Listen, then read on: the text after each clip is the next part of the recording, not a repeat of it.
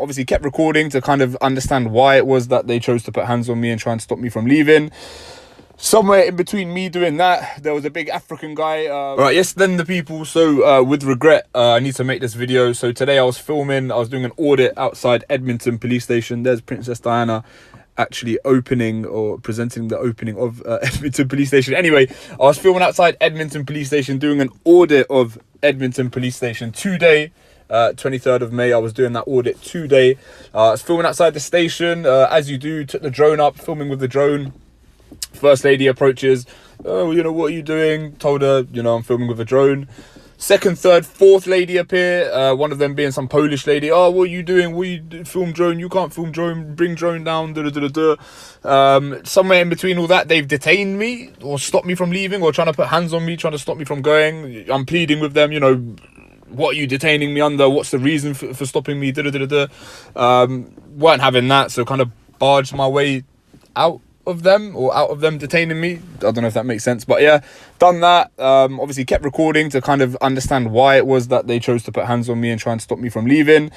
A note before we start, there's no encounter footage here. This is the auditor recounting, after the event, what he says happened outside Edmonton police station. A drone audit, a detention, and a bag of seized equipment. So treat everything as his account, not proof.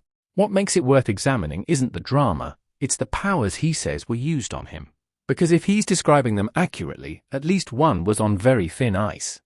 Somewhere in between me doing that, there was a big African guy walking to work, or where I presume he worked, Edmonton police station, obviously a police officer.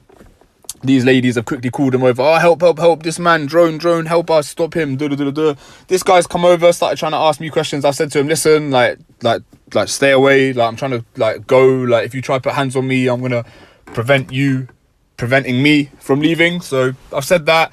I've kind of made it to the other side of the road. He's eventually told me that I'm going to be detained under Section 1 of PACE. He's then grabbed me, grabbed my coat. Fair play, was a pretty strong guy. These African guys they're pretty strong. So he's grabbed me to stop me from leaving. He's talking about Section 1 of PACE. I'm pleading with them, you know, what's Section 1 of PACE? That's a search power. What are you searching for?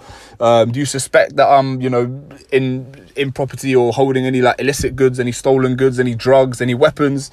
Bombarding them with questions, barraging them with questions to try and understand why it was that, you know, they're stopping me. So I'm there, two other guys come in, sweep in, you know, pin me against the wall, put hands on me, grab me up.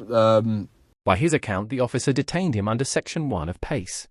That's a stop and search power, and it isn't a general license to hold someone. It requires reasonable suspicion the person is carrying stolen goods, weapons, or prohibited items, and the officer must tell you what he's searching for. On this telling, that object was never stated. If so, detained under Section 1 without a stated ground isn't a lawful search, it's a holding, and the power he says came next is heavier still.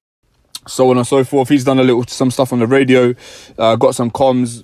Section 43 of the Terrorism Act was then the card that they played, which followed them reviewing, or not even reviewing at first. They just took all my camera equipment from me, including my personal phone, which was not used at any point. It was not used at any point. My personal phone was in my pocket. Yeah, my personal phone was in my pocket. Despite that, they've searched me. They've taken my iPhone 12 Pro, which is my personal phone. They've taken my iPhone XR, which is the phone that I use to record or that I use to operate the drone with. They've taken the drone, they've taken the GoPro, they've taken the handle for the remote for the drone.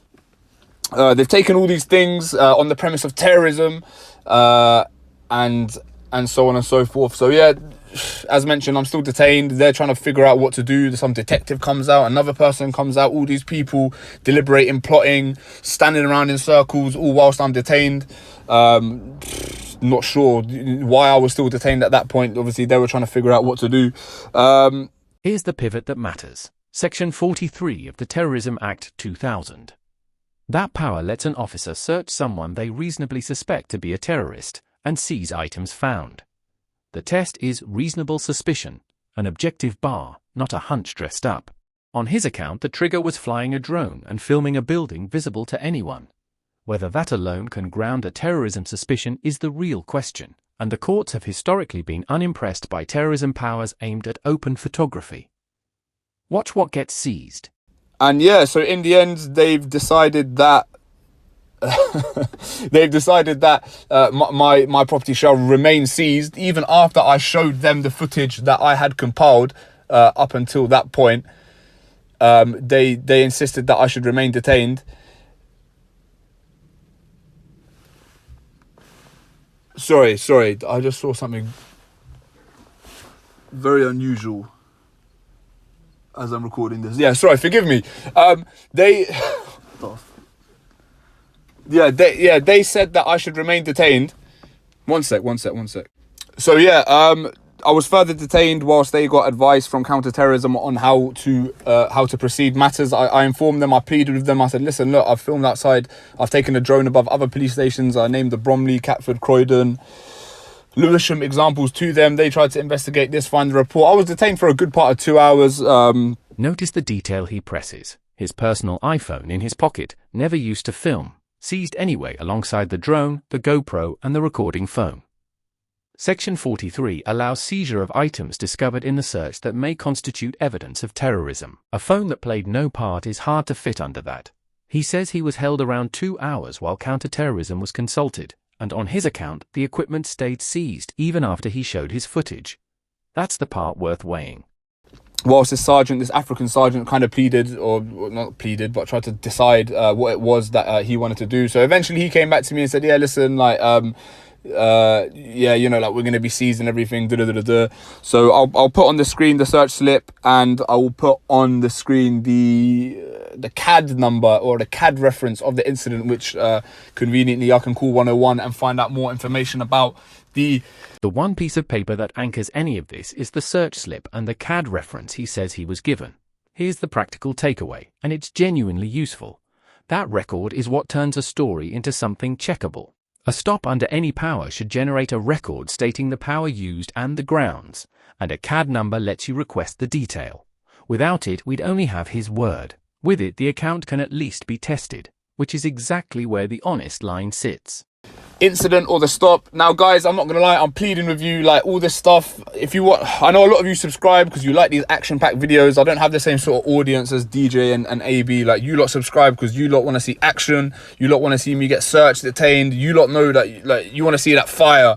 Like, you lot don't want to see this boring stuff. You basically want to see me as like a victim or something. I don't know what it is, but I've started to understand now that in order to make these exciting videos that the viewers want to see, there are certain protocols that I kind of need to go through, and certain camera equipment that must be used. So I'm not going to lie to you guys. I'm going to need like £1,000 from you guys. Like, I don't get paid that much off YouTube as is. I'm not trying to like e-beg or anything like that. I just want to buy some more camera equipment. I want to get a GoPro and I want to get a flipping drone. This is the second drone that the police have seized from me, and each one's worth £500. I crashed one, and it cost £300. So, like, so far I spent £1,300 on drones. So guys, I'm gonna need £1,000. I'm gonna set up a GoFundMe. If you could please help donate, you know, there's 50,000 of you. If 1 in 50 people donate £1, then we should be good. Hopefully I've got that maths right. But yeah, anything else to add? I'm not too sure. I don't want this to drag on too long. Again, like, sorry if this is a little bit abrupt, but I'm going to start a GoFundMe. I want to go back to Edmonton police station with a drone, but you need to understand, I can't just keep spending my own money. From here, the video turns into a donation appeal for replacement kit, so we'll leave the legal thread there. 3 things to carry away, and they hold whoever's telling the story. First, Section 1 of PAC is a search power with a stated object. Detained under Section 1, with nothing named, is the flag to watch for. Second, Section 43 of the Terrorism Act needs genuine, objective, reasonable suspicion of terrorism, and filming a building in plain view is a shaky foundation for it. Third, always get the record. The search slip and CAD reference are how you hold any of it to account later. And the honest caveat stands. This is one man's account, unverified, so weigh it as that. If you've had a stop like this, tell me below what power they cited, and subscribe for more breakdowns. This video is educational, not legal advice. Always check local laws. Peace out.